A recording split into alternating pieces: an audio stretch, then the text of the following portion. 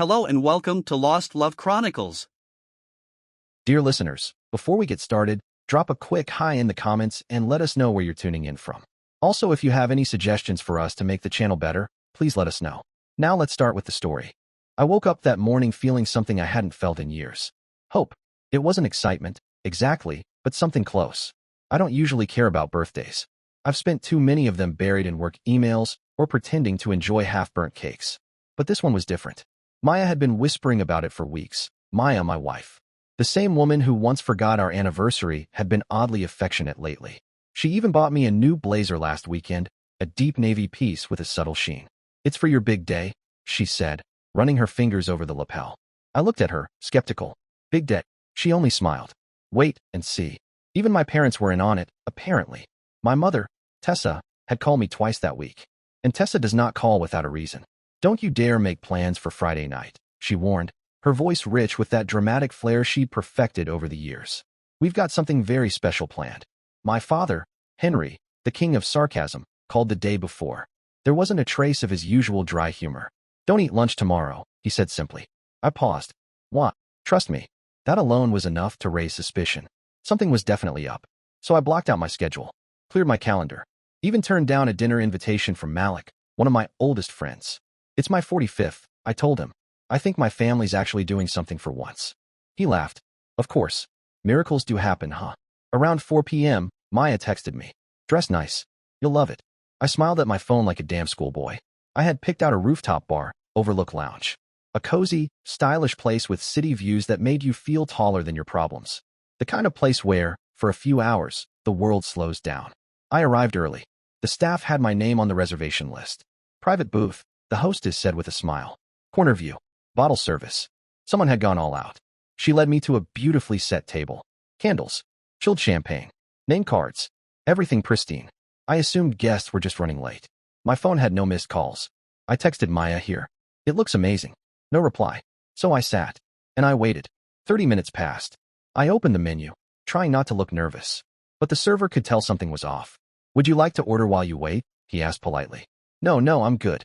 Just waiting for a few people," I said with a smile I didn't feel. An hour passed. I started to feel cold, even though it was warm out. Not from the weather. From something inside. That kind of chill that creeps into your chest when the facts start forming a picture you don't want to see. I tried calling Maya. Straight to voicemail. I called my mom. No answer. My dad. Same thing. Then my phone buzzed. A new message from Maya. It was a video. I tapped it, thinking maybe they were late, and this was just some funny prelude. Maybe they were in the parking lot. Maybe they were walking in now with balloons and some silly speech. No. The video started with sunlight reflecting off Venetian water, gondolas drifting lazily, laughter floating in the background. Then Maya appeared in the frame, wine glass in hand, looking radiant, unbothered. Behind her was my mother, Tessa, raising a glass. My father, Henry, who never smiled for the camera, oddly cheerful, clinked his wine with Brody, my cousin. Maya smiled directly into the camera. "To Jacob," she said sweetly. "He's probably wondering where we are." Surprise. Everyone burst into laughter.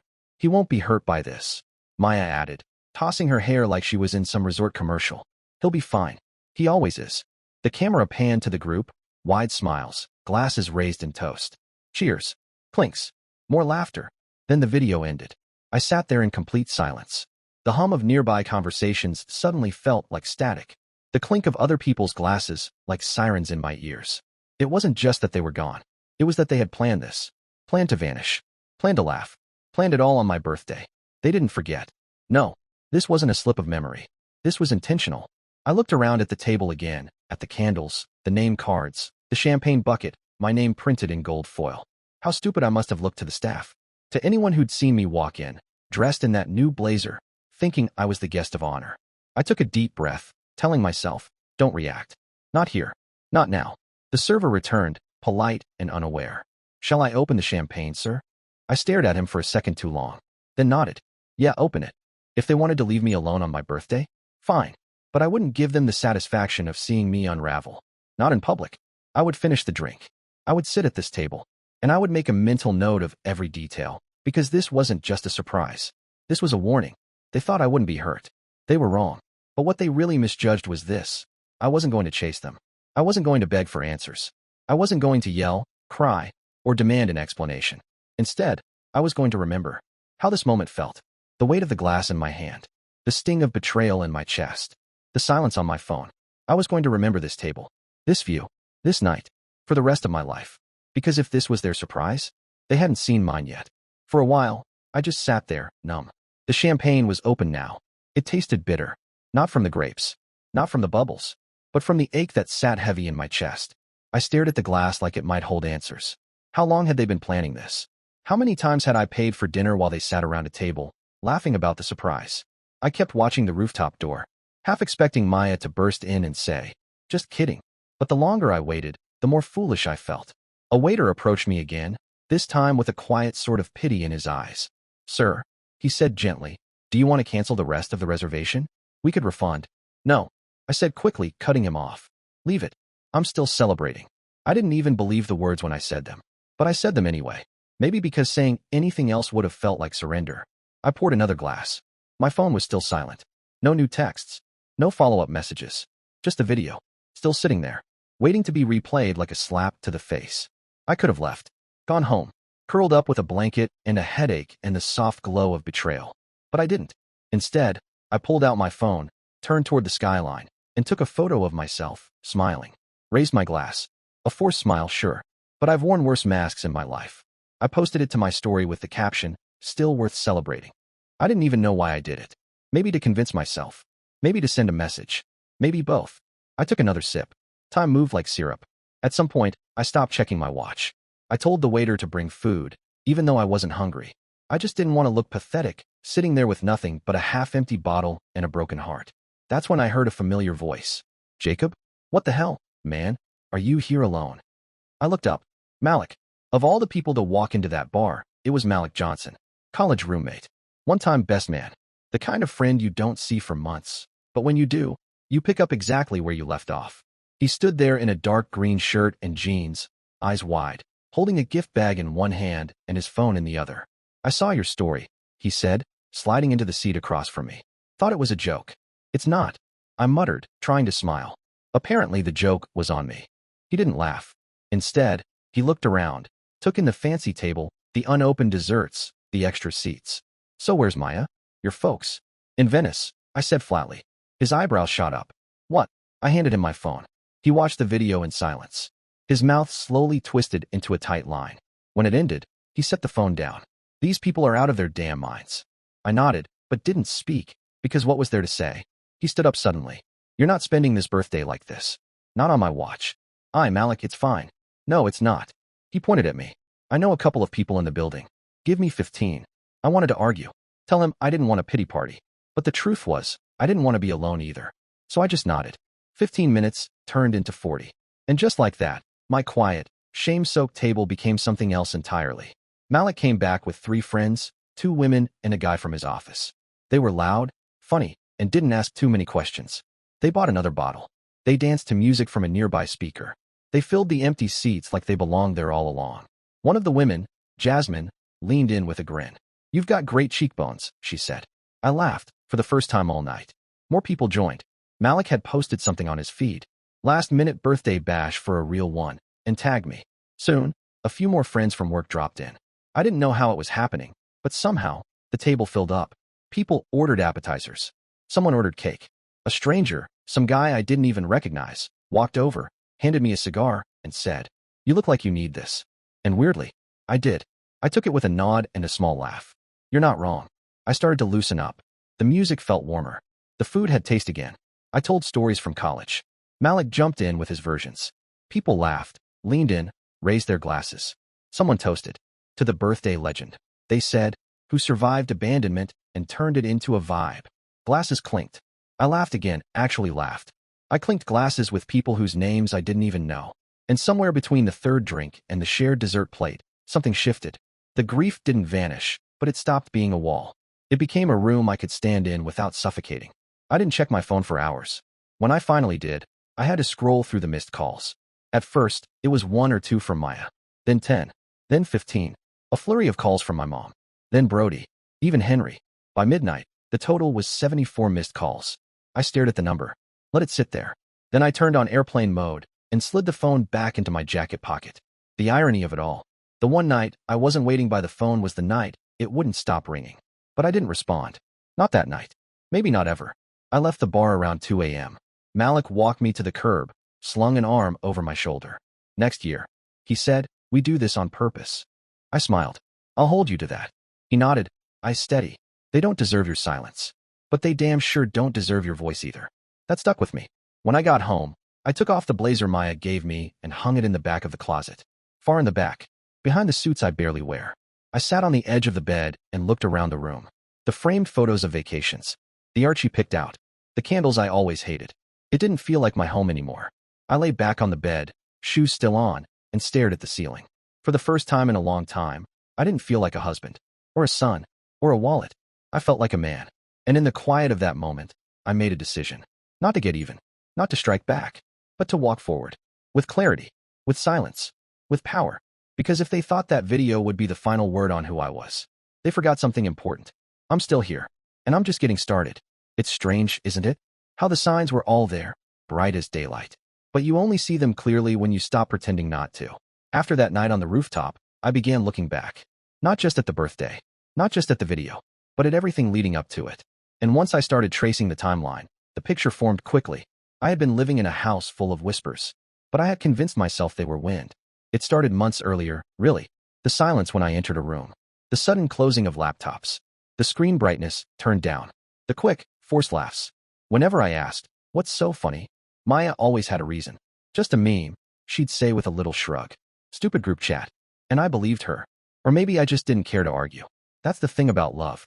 You keep telling yourself there's nothing behind the curtain, because the alternative hurts too much. But now I see it all. Sunday dinners had become uncomfortable. Not for any obvious reason, but because the energy had changed. My mother, Tessa, would stare at me with this strange smile. Like she was in on a joke. A smug, knowing smirk that lingered even when I tried to change the subject. She'd say things like, you'll thank us soon. Or, trust me, this year will surprise you. I thought maybe they were just excited for the birthday plan. Maybe they were cooking up something sweet. I didn't realize they were sharpening knives and wrapping them in ribbons. Even Brody, my cousin, who never cared about anyone but himself, started acting like he knew something I didn't. Get ready to have your mind blown, he told me one day, while passing through my house to pick up a charger Maya borrowed. I laughed at the time. What? Are you all planning a family trip or something? He winked on his way out. Not a wink of kindness. A wink like someone who had watched the trapdoor being built and couldn't wait to see me fall through it. Tristan, Maya's brother, was another one. He had started skipping work more often. You good? I asked him once when I ran into him in the driveway. Everything okay? He brushed it off with that lazy charm of his. Just enjoying life a little, he said. You should try it too. Later, I found out he was skipping work to help Maya finalize travel bookings. Paid for, of course, with my money. I should have known. Maya had stopped asking me about finances months ago. Not because she didn't care, but because she already knew the answers. She had the passwords. She had the cards. She had the freedom. Looking back, even our bedroom had changed. She used to curl up next to me and hum little songs before falling asleep. Somewhere in the last year, that stopped. I didn't even notice. Until one night, I looked up and realized I hadn't touched her in weeks. Maybe longer. The warmth was gone. She started sleeping facing the other way, always with her phone clutched close to her chest like a diary full of sins. I remember once, reaching out, touching her back gently. She shifted forward, away from my hand. Long day, she said softly. That was all. There's this thing that happens when someone slowly stops loving you. It's not an explosion. It's erosion. A soft, daily wearing down of affection, of connection. You don't hear it. You don't feel it. Not at first. But one day, you realize there's a hole where something used to be. A presence. A heartbeat. A soul. After the birthday disaster, I started moving through my own house like a stranger. Maya hadn't come back yet, but her energy was still there. The smell of her perfume still lingered on the couch pillow. Her half-used hairbrush sat on the sink, a few strands of her hair tangled in the bristles. Her robe, cream-colored, soft, hung behind the bathroom door like a memory I couldn't scrub away. I'd walk into rooms and still expect her voice. But there was nothing, just my own footsteps echoing back at me. Then came the emails. I started checking our shared desktop, the one in the living room. She'd gotten too comfortable. Didn't clear the browser history. Didn't close her accounts. That's where I saw it. The travel itinerary. Flights booked, 3 weeks before my birthday. Hotel reservations in Florence. Emails. Group chat threads with subject lines like Operation Surprise Ghost. Photos of passport scans, not mine, of course. Just hers. My parents, Brody's, Tristan's, the whole group. Every single one of them knew, planned, agreed, and not one of them thought to even send me a proper message. Just that stupid video. I remember sitting at that desk, staring at the screen, heart pounding, like it was trying to fight its way out of my chest. My hand hovered over the mouse for a long time. My thumb kept flicking against the edge of the table, that nervous tick I get when I'm trying to swallow rage. I didn't cry, not because I didn't want to, but because I had nothing left. No tears, just this dry, aching hollowness inside me. Then I found a thread. From Maya to my mother. May dash, do you think he'll get mad? Tessa, he doesn't get mad. He gets quiet. Then he moves on. Trust me, that one did it. That made something inside me snap. That's when I realized who I had become to them. Not a husband, not a son, just a body, a source of money, a background character. Quiet, safe, predictable, easy to laugh at, easy to use. They thought I was weak because I didn't shout, because I didn't throw things, didn't slam doors, because I made peace, stayed calm, paid bills, didn't pry. They mistook grace for passivity, dignity for weakness. But what they didn't realize is that silence, real silence, can be the sharpest weapon in the world, especially when it belongs to a man who sees everything and says nothing until it's too late. That night, I didn't sleep in the bedroom, not because I was kicked out, but because I couldn't breathe in that room anymore. Her ghost was everywhere. The laughter that no longer included me, the secrets told under the covers, the lies whispered through the walls. I stared at the ceiling, my eyes tracing the slow rotation of the fan blades, around and around. The air felt too still, like the whole house was holding its breath.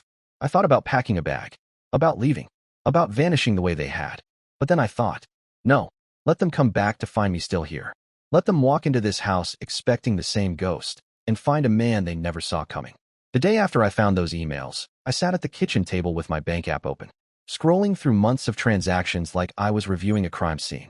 And maybe I was, because what I saw didn't just confirm my suspicions. It dragged them into the daylight and burned them into my memory. I had been funding my own betrayal. Quietly, willingly, stupidly. First, there was the $1,200 charge to a planning firm. Maya had insisted it was for my birthday celebration. I remember the way she smiled when she said it. It'll be something small but elegant, just enough to remind you how loved you are. What she didn't say was that the planner specialized in international retreats. According to their website, that same planner also booked travel packages for Florence and Venice. I stared at the charge and let out a bitter, quiet laugh. It echoed in the empty kitchen like a ghost mocking me. Then there were the flights. 2 sets of tickets to Rome and Florence on the same day, booked weeks apart under the family travel account. That account had always been in my name. Always. It started when I began managing the finances after my dad retired early. My parents had trouble staying organized, and I thought I was helping. Every time I paid their bills, booked their flights, or covered one of Brody's college debts, they acted grateful. Said things like, "Jacob, we don't know how we'd survive without you." Now I knew the truth. They could survive without me just fine. They just couldn't exploit me without my help. $1,860. That's how much had been spent in the last 10 days. Flights, hotels, a wine tasting in Tuscany. And it was all there. In black and white. Not hidden. Not masked. Just sitting in plain sight like a slap across the face. Maya never asked permission. My mother never said a word. Brody, of course, never thanked me. He never even texted. Why would he? I was just the wallet. The machine. The quiet guy in the corner whose money solved everyone's problems. That night, I walked into our bedroom and stared at Maya's vanity. On it sat the necklace I bought her for our anniversary, a delicate gold piece she had gushed over at the store. She hadn't worn it once since. I picked it up, turned it between my fingers. For a moment, I imagined handing it back to her and saying, "Here, this is the last thing you'll ever get from me." But I didn't. Not yet. Instead, I opened her drawer and pulled out the little blue folder she kept our joint financial files in. I flipped through receipts, statements, scribbled notes. There was one from 3 months ago, a spa package for 2. Maya had said she went with a friend named Alina. But now I knew better. There was no Alina. There never had been. Just like there was no mystery planner. No secret party. It wasn't just the spending. It was the way they all expected I wouldn't notice. Like I was too dull, too distracted, too forgiving. Maya used to joke that I had the soul of an accountant. Organized, careful, detached, she'd say with a laugh. What she didn't know was that accountants don't forget. They remember every cent, every line item, every betrayal disguised as a favor. I sat in the living room. The hum of the refrigerator was the only sound. I thought about all the things I had paid for over the years. Maya's car, the down payment on Brody's apartment, the luxury cruise my parents took last summer. I had justified it all as family, as love, as support. But that's the trick, isn't it? The people who hurt you the most are always the ones who tell you they need you. I checked the credit card logs again. There it was. Another purchase Maya made just 5 days before they left. A boutique shop in Florence. A deposit. She hadn't even left the country yet, but had already paid for a dress she planned to pick up overseas. I leaned back in the chair and let the air leave my lungs, slow and steady. This wasn't carelessness. It was confidence. She knew I wouldn't question it. She knew I wouldn't stop her. That's what hurt the most. I opened the browser again, searched the boutique. There was a photo of the shop, tucked into a cobblestone alley, glowing with warm lights and romance. In the window stood a mannequin wearing a silk dress, soft blue, with gold embroidery. Maya had described that exact dress to me once. Months ago, when we were watching an old Italian film, she had whispered, "If we ever go to Florence, that's what I'd wear." I remember smiling and saying, "We should go sometime." But she had gone without me, worn the dream without me, lived the life we planned without me. And worse, she used my hands to pay for it. That night, I sat in the bathroom, staring at my reflection. I didn't cry. I didn't yell. I just looked, long and hard. My eyes were tired, my face drawn, my mouth downturned, even in rest. But beneath all that weariness, I saw something new. Resolve. I realized something no one had ever told me growing up. Sometimes love blinds you, not because it's bright, but because it's quiet, because it teaches you to endure instead of question, to give instead of guard. But I was done enduring, done giving without being seen. They had erased me from their celebration. So now, I would erase them from my generosity. The next morning, I called the travel agent listed on the planning firm's invoice. I introduced myself, gave my name, and asked a simple question. Was this charged to my account? The woman on the other end hesitated, then said, "Yes, booked under Jacob Crane. Is there an issue?" "No issue," I said calmly. "Just confirmation. Thank you." Then I opened my laptop, logged into every account, bank, credit, savings, travel, and I started changing passwords, locking cards, canceling add-on users, one by one, quietly, surgically, like pulling leeches off your skin, careful not to let the head stay buried. I opened a spreadsheet, made a list, every expense, every name, every betrayal, and then, beneath it, I wrote one final line. No more. They forgot to thank me, because they never thought they'd need to. Now they were about to remember. Why they should have. After I locked all the accounts and changed every password, I didn't say a word. Not to Maya, not to my parents, not even to Brody. Silence became my shield. And oddly enough, it felt like the first time I was really in control. When you're the quiet one in a group, people think you're weak. They mistake stillness for surrender. But what they forget is, silence listens. And I had been listening for a long time. That morning, I made myself a cup of black coffee and stood by the window, watching the light shift across the buildings, watching the shadows shrink. The house was still. Maya hadn't returned yet, but I knew they were back in the country. My inbox had exploded. Missed calls, voicemails, texts, even a few emails, subject lines like, "We should talk," or "Let's clear this up." I didn't open any of them. I didn't need to. Whatever they had to say, I'd already heard the truth in their laughter. Instead, I posted a photo. Something simple. Me, on the balcony, clean black shirt, holding a glass of scotch. City skyline behind me. The caption read, "Still celebrating. Thanks to the real ones." No tags. No explanation. Just the image. Within 10 minutes, the calls doubled. Maya, my mother, Brody, even Henry, who hadn't called me on his own in years. Suddenly, everyone wanted to talk. But not because I was hurt. Because I wasn't reacting the way they expected. They were bracing for a tantrum. A meltdown. Some dramatic plea to be included again. But I gave them silence instead. And silence, it turns out, is terrifying when it comes from the one you thought you had under control. Maya left 4 voicemails that morning. "Hey, can you call me back? This is all being blown out of proportion. It was supposed to be a joke, you know? Like a funny surprise. I didn't think you'd take it so personally." Later, "Jacob, please. Everyone's upset now. My mom says you're being dramatic. Just call me." And finally, "You're scaring people. Brody says you haven't responded to anyone. This isn't like you. What are you doing?" I stared at the phone for a long time after that one. What am I doing? I'm thinking. I'm watching. I'm giving you the quiet you thought you wanted. Until you realized it meant you were no longer in control. Tessa, my mother, texted. "We were only trying to shake things up. You've been so disconnected lately. We thought a bold gesture would wake you up." I read that one 5 times. Wake me up? You thought erasing me, mocking me, laughing at my absence on my own birthday would wake me up? I left her message unread. Brody sent a voice note. I didn't listen to it. The same man who once cried to me over a broken lease. And I bailed him out. I co-signed alone when no one else would. Now he wanted to explain? He could keep his voice to himself. The most surreal part of the whole thing was how quickly the roles reversed. I used to chase their approval, try to be the reliable one, the steady son, the helpful husband. Now, with one quiet post and no responses, I had all of them rattled. I walked around the house that day and realized how different everything looked. In silence, the dining room table, where we had shared countless dinners, suddenly looked too polished, too staged. Like a showroom piece. Like a lie. The couch we cuddled on during movie nights felt cold now. Too neat. Too untouched. It didn't look like a place where people shared warmth. It looked like a set, prepped for a scene no one planned to shoot anymore. And the hallway photos. Smiling vacations. Posed portraits. All of it felt like fiction. It's amazing how quickly love can rot when you finally see the mold beneath the paint. I sat at the desk and began organizing everything. Legal documents. Account records. Passwords. I made copies. Put them in a separate folder. Locked it away. I wasn't just cleaning house. I was clearing space. For clarity. For change. That evening, I got a text from Malik. Just saw your post. Proud of you, man. Let me know if you need anything. That was it. Simple. Clean. Real. I replied with a thumbs up emoji. Didn't feel the need to explain anything. He knew. Some friends don't need a backstory. They just understand the temperature of silence. Around 8:30 p.m., Maya called again. I didn't answer. She left another voicemail. Jacob, I just landed. I'm heading home. Please don't make this ugly. That made me laugh. Out loud. I was making it ugly. I poured another scotch. Sat down in the den.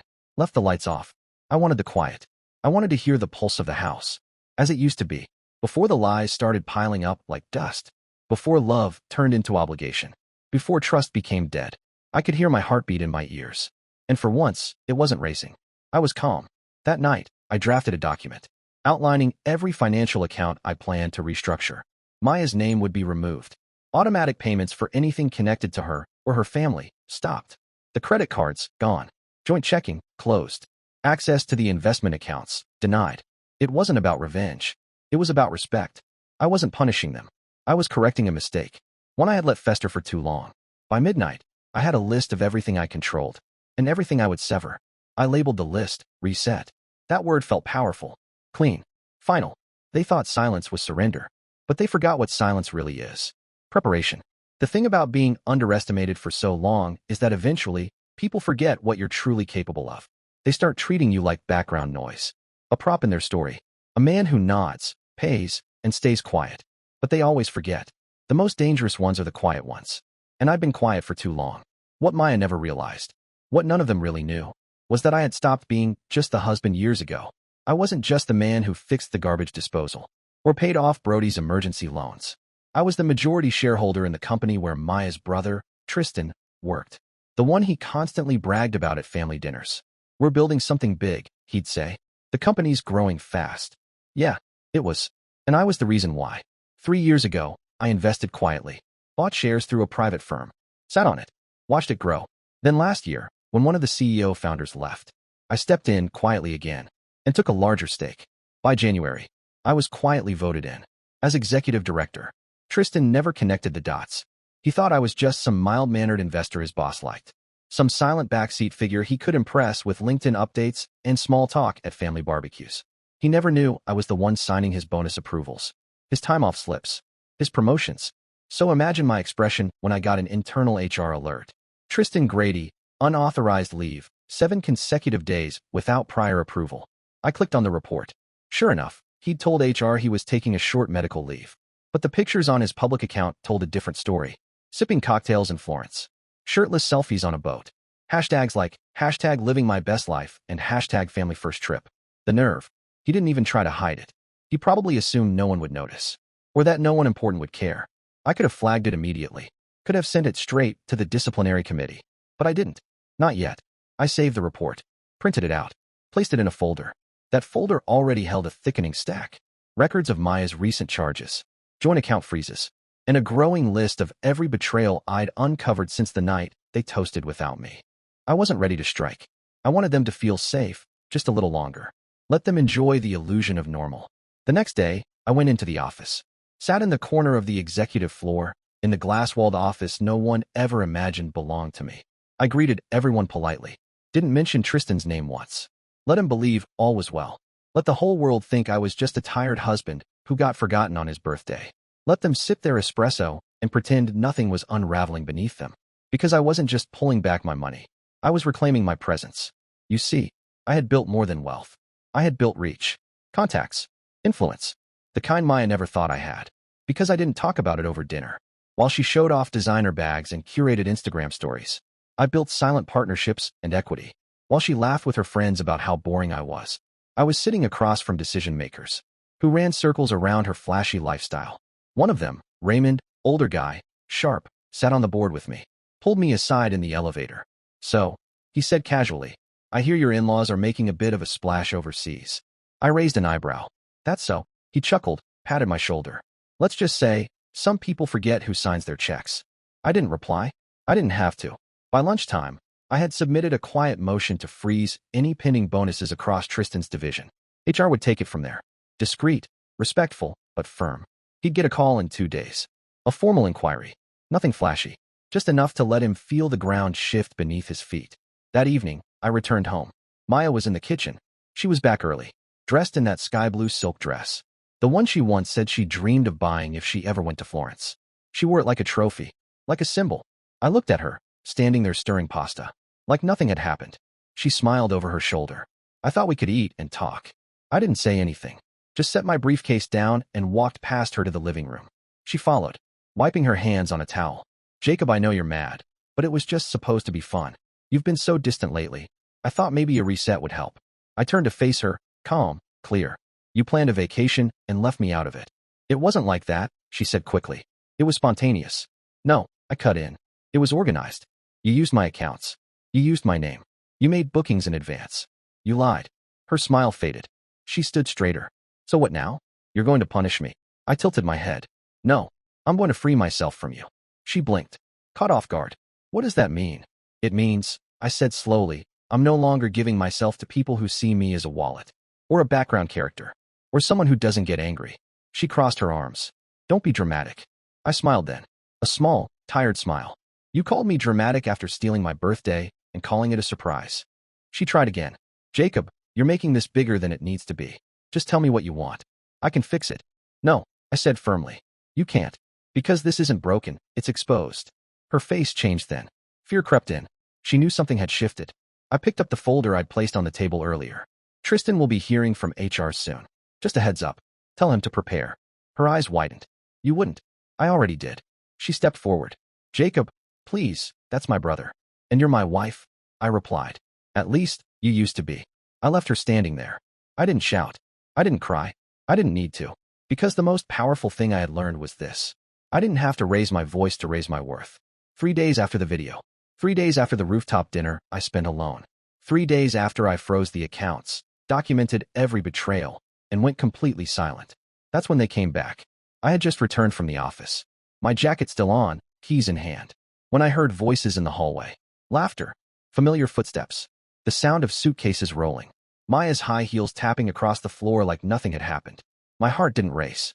I didn't panic. I just stood in the center of the living room and waited. The door opened like it always did. Maya entered first, pushing the door with her hip, sunglasses still on her face, a shopping bag looped around her wrist. Behind her was Tessa, holding a small box of pastries from that overpriced bakery she loved. Then came my father, Henry, wearing the same beige polo and smug expression he always wore after a trip. Brody trailed behind with his usual half-smirk, like he was the star of some movie playing in his head. They all walked in like nothing was wrong. Like I hadn't watched a video of them laughing at me from across the ocean. Maya was the first to speak. Jacob, good, you're home. She walked up and tried to kiss my cheek. I took a small step back. She blinked, but didn't say anything. Tessa placed the bakery box on the table, like it was some kind of peace offering. We brought cannoli, she said, as if dessert would fix betrayal. Henry chuckled and clapped me on the shoulder. Don't be sore, son.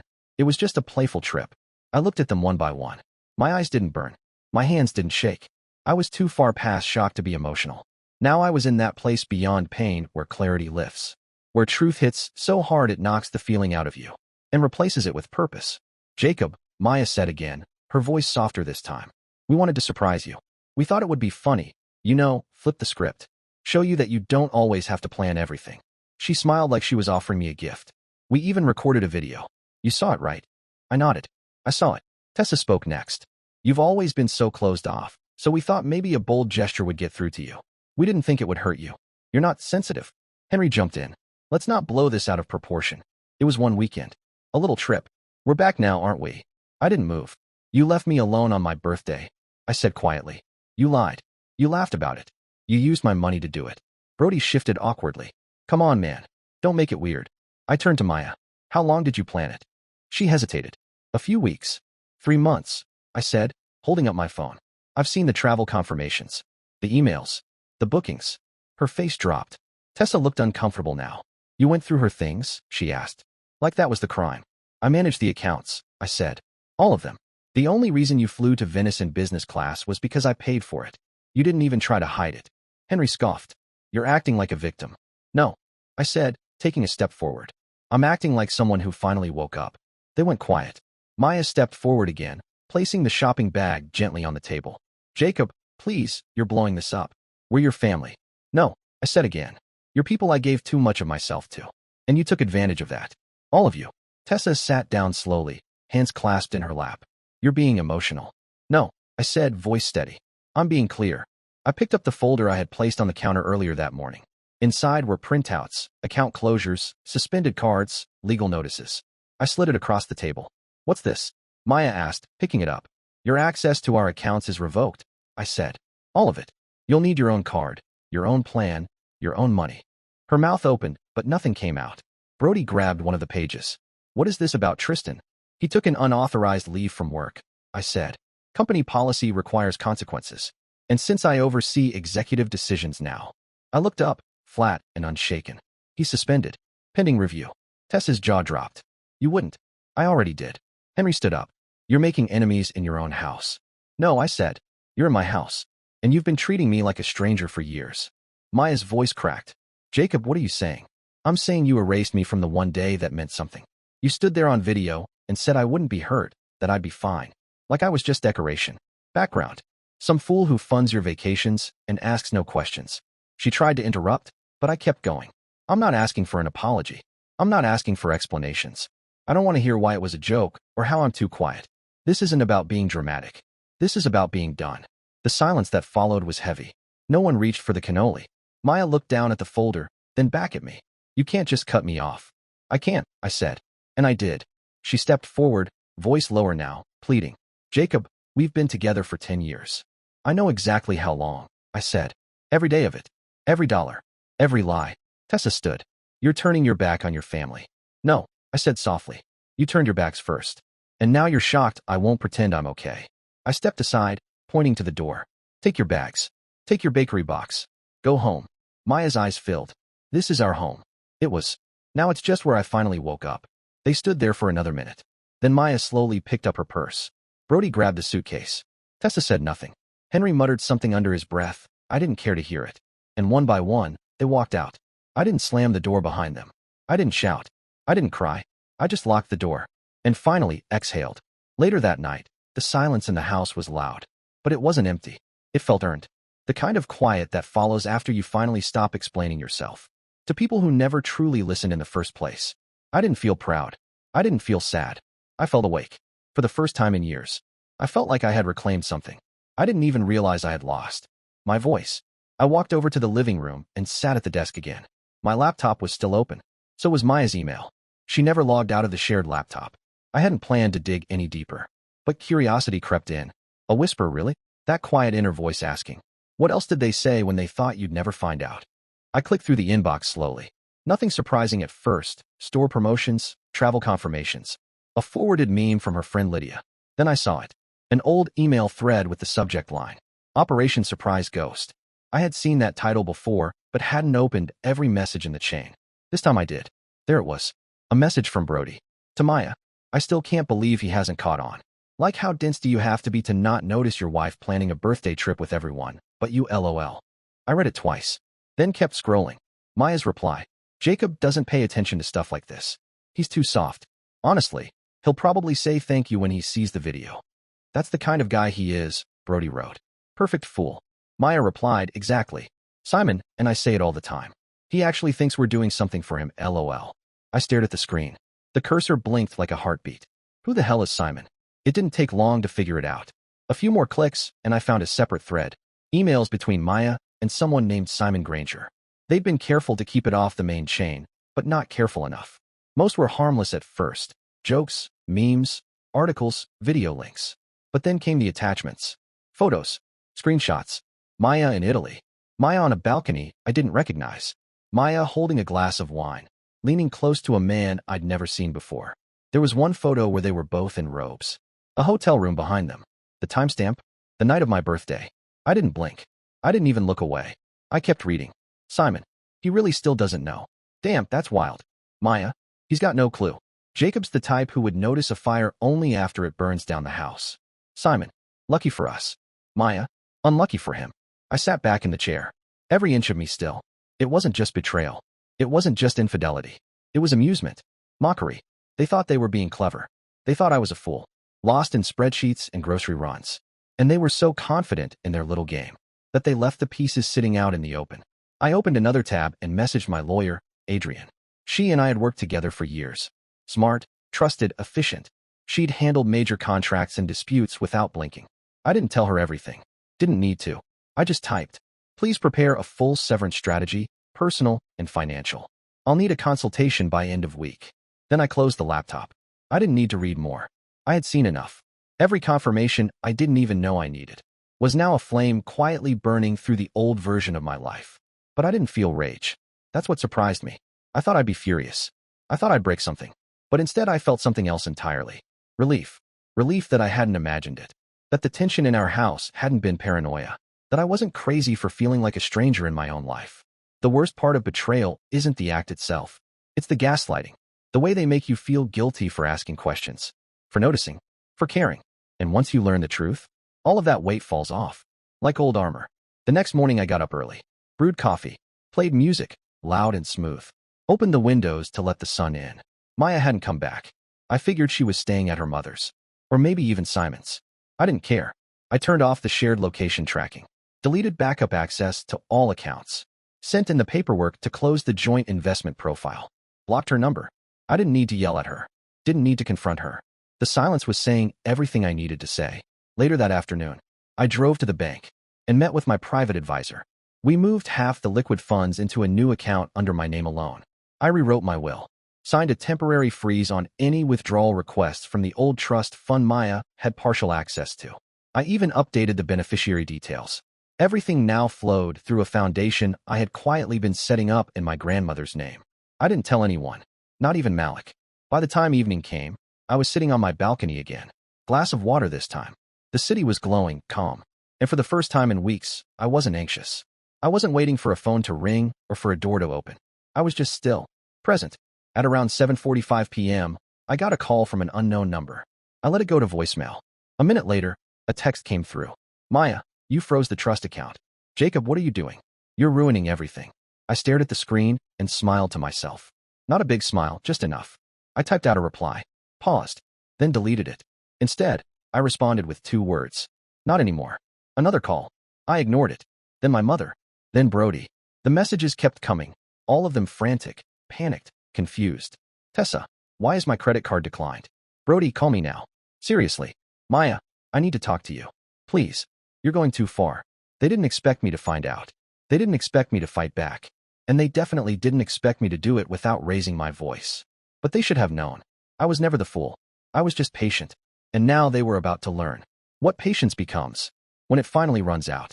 It was a Friday morning when Maya finally showed up at my office. I had been expecting it, honestly. I thought she'd come sooner. But I wasn't surprised it took her that long. Maya had always been bold when she felt powerful, but hesitant when the tide turned. I had just stepped out of a meeting about a property investment with Malik when my assistant buzzed me. Sir, there's someone here to see you. I didn't ask who. I already knew.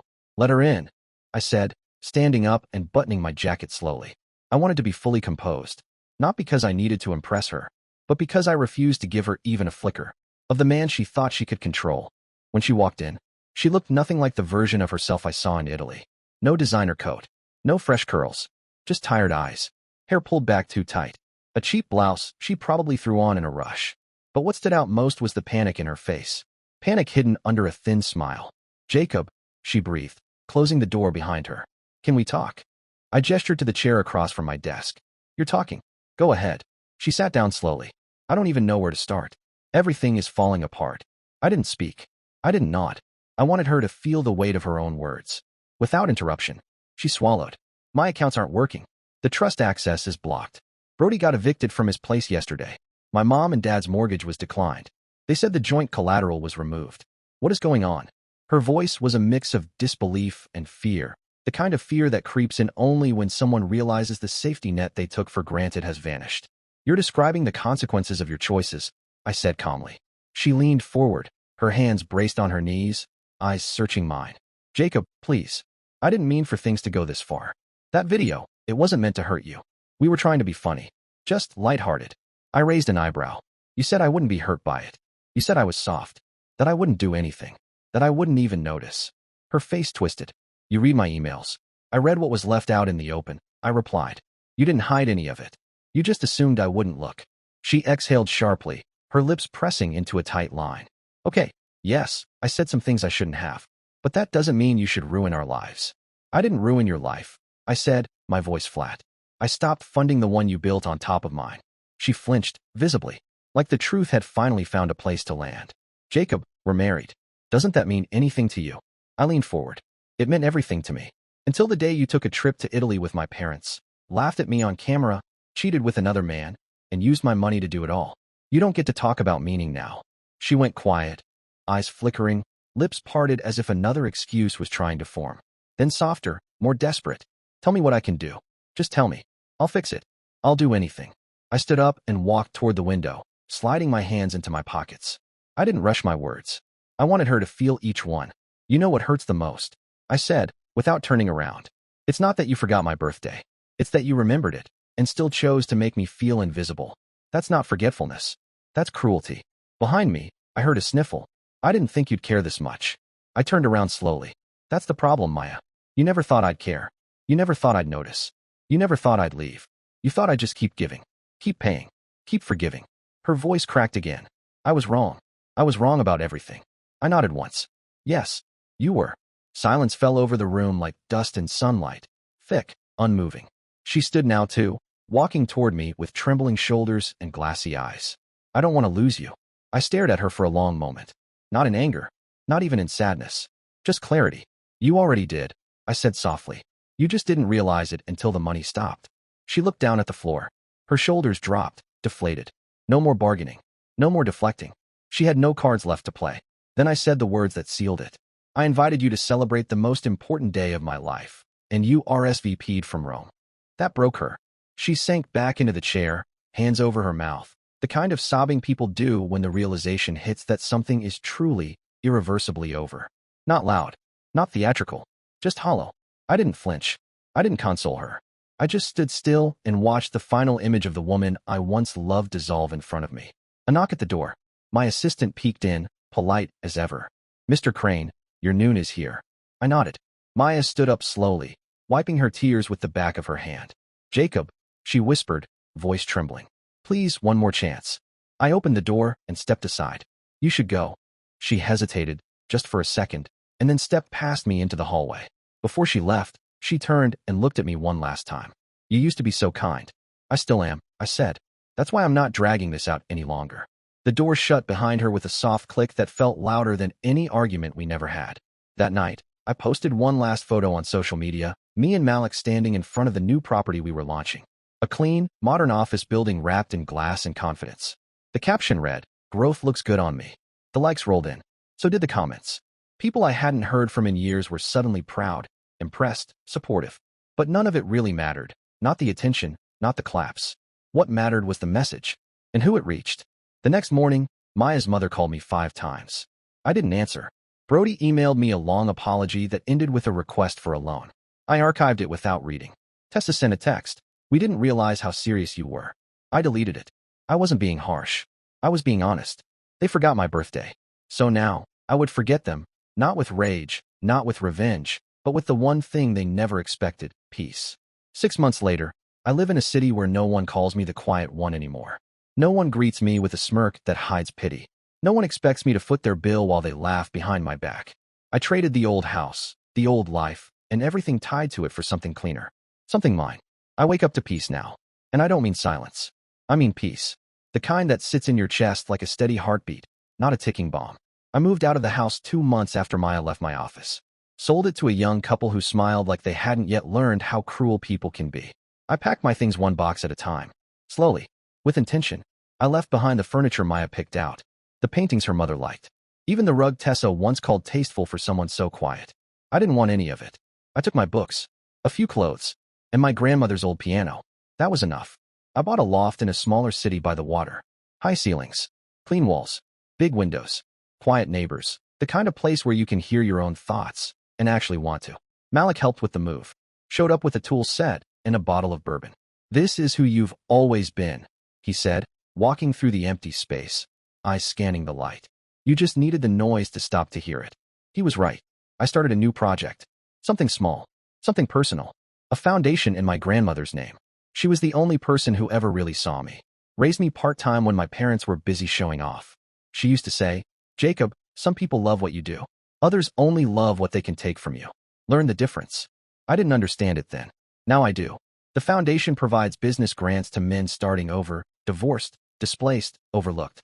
Not because I'm bitter, but because I know what it's like to feel erased. To be told you don't matter, until your silence becomes a problem. We've helped 12 men so far. One of them, a teacher named Desmond, cried when I handed him a check. "You don't even know me," he said. I smiled. "I know enough," I told him. "I know what it's like to lose everything and realize you were never seen in the first place. I've built a life now where I don't need permission to matter. My calendar belongs to me. My energy belongs to me. My money, my kindness, my time, all mine. Not up for debate. Not up for guilt. I eat dinner with people who listen when I speak. The kind who don't scroll through their phones or talk over me, who don't treat my presence like background music. I walk into rooms where I don't need to shrink. I don't perform anymore. I don't make myself small so others can feel big. I look in mirrors that don't reflect someone else's disappointment. The man looking back at me now, he's flawed, sure, but he's honest, present, whole. I live. Every now and then, I still hear from the past. Tessa sends emails with subject lines like, "Are you still upset?" or "We didn't mean to hurt you." I never open them. Brody texted me last week, "Heard you're doing well. Proud of you, man." I didn't reply. Proud of me? After calling me a perfect fool? Please. And Maya?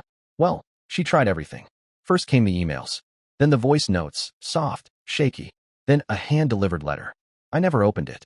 She even showed up at the foundation once, hoping for a conversation. I didn't let her in. My assistant met her at the door, told her plainly, "Mr. Crane isn't available today," which was true. I wasn't available. Not for her. Not anymore. What people don't understand is that healing doesn't always look loud. It's not a big speech. It's not a slammed door. Sometimes healing is just a quiet walk away and never looking back. That's what I did. And that's why I win. A few weeks ago, I celebrated my birthday. My 46th. Malik threw a barbecue on the rooftop of our new property. It wasn't fancy. No speeches. Just laughter. Real laughter. The kind that doesn't leave a bad taste in your mouth. People showed up who didn't want anything from me. They brought food, drinks, stories. One guy brought his kid. Another brought a cake shaped like a giant eraser. He handed it to me and said, "For the man they tried to erase, but couldn't." We laughed for 10 minutes straight. That night, I stood alone for a moment, looking over the city lights. I thought about last year. About the video, the voices, the smug smiles. I thought about the version of me who sat at a rooftop bar alone, holding back tears with a champagne glass in hand. And then, I smiled. Not because it didn't hurt, but because I survived it. Because I rebuilt without bitterness. Because I remembered who I was before they taught me to doubt it. I am Jacob Crane. I am not the background. I am not the wallet. I'm not the man they forgot. I am the man they didn't think could rise. But I did. And I'm still rising. Every day, every choice, every breath I take that doesn't ask permission. This is my life now. Not perfect, not polished, but real. And more than anything, finally mine. Dear listeners, please share your thoughts in the comments section below and don't forget to like, share, and subscribe.